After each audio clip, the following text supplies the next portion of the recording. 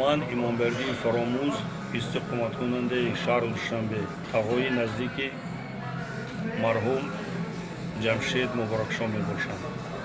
من همه روز در شبکه اینترنتی مقاله حلیم شیرزمانов را خواندم که وای در آنجا айбдора мегирад гӯё касе ба куштори ҷамшед муборакшоҳ даст доштааст ва ман гуфтанӣ ҳастам ки ҳалим шерзамонов ина шумо хуб дарк кунед ки ман хештабор наздики марҳум ҷамшед ҳастам ва хуб медонам ки вай даст ба худкушӣ задааст ва шумо ки имрӯз ҳар хел гапҳоро гуфта истодаед, ман аз шумо хоҳиш мекунам ба ин дастизабозҳо даст назанед.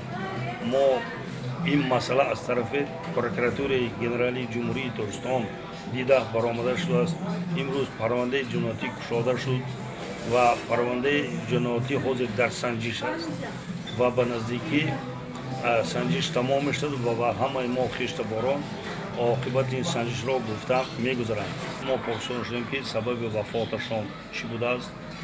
ба мо шахсони мутасаддӣ фаҳмонда доданд ки ҷамшед муборакшоҳ мана нисбат ба худашон сӯйқасд карданд.